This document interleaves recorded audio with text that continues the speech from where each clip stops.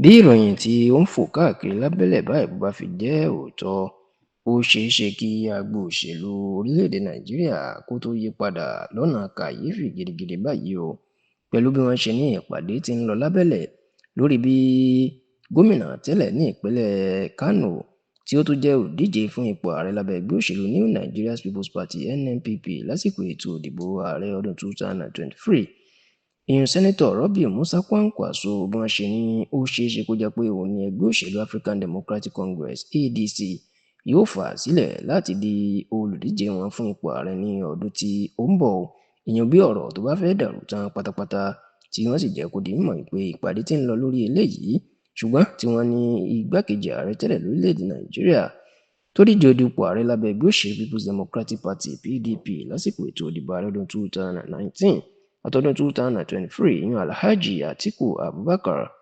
wọ́n ní bàbá náà bí kò ṣe tíì ṣetán láti juwọ́ sílẹ̀ láti jẹ́ kí ẹlòmíì díje du ipò ààrẹ, ìní ó sì ń dá ọ̀rọ̀ ọ̀hún dúró. Ẹ rántí wípé lọ́dún tó kọjá, 20 oṣù kẹta ọdún tó kọjá di 20th of March 2025, ìní àwọn adarí ẹgbẹ́ òṣèlú alátakò náà kóra wọn jọ tán sì padà kéde wípé ẹgbẹ́ òṣèlú ADC wọn làwọn yóò wà láti fi gba ìjọba kúrò lọ́wọ́ ààrẹ Bọ́lá Ahmed Tinubu lọ́dún tó ń bọ̀. Èyí tí ó jẹ́ kí ẹgbẹ́ òṣèlú ADC kí ó ti wá lẹ́nu kọjá sísọ káwọn èèyàn kan máa darapọ̀ mọ́. Ṣùgbọ́n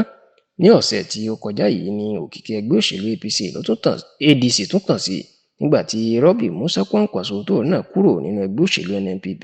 tó sì kó òbítíbitì àwọn ọmọlẹ́yìn ẹ̀ tó kó wọn darapọ̀ mọ́ ẹgbẹ́ òṣèlú ADC. Ṣá o,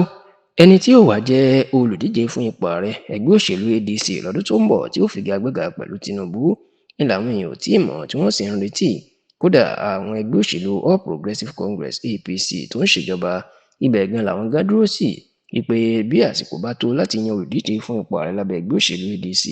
àsìkò náà ni ìjà yóò dé tí ẹgbẹ́ wọn yóò fọ́. Ṣùgbọ́n ní báyìí tẹlifíṣàn Yorùbá Tòótọ́ gbọ́ pé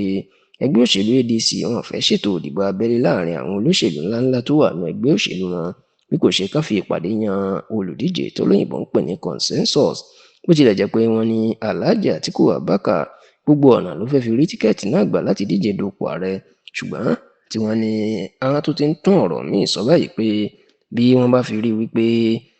ogun náà ti dìde jù sí Atiku tí ó yẹ ẹgbẹ́ òṣèlú ADC tí wọn yóò sì fi pàdánù,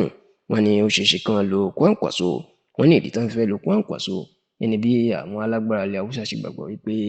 ọmọ Haúsá nìkan ni wọ́n lè lò láti inú ẹgbẹ́ òṣèlú alátakò táwọn Haúsá yóò dìbò fún rẹpẹtẹ láti lé Tinubu kúrò lórí àlééfà. Tó sì ní ìdí eléyìí ní ọ̀rọ̀ tí ń lọ lábẹ́lẹ̀ bóyá wọn yóò lè lo Kwankwaso àti Peter Obi gẹ́gẹ́ bí ààrẹ àti igbákejì ààrẹ, ṣùgbọ́n tí wọ́n ní wọn ò tíì fẹnu kò lórí ọ̀rọ̀ ọ̀hún lásìkò tí a ṣe àkójọpọ̀ ìròyìn.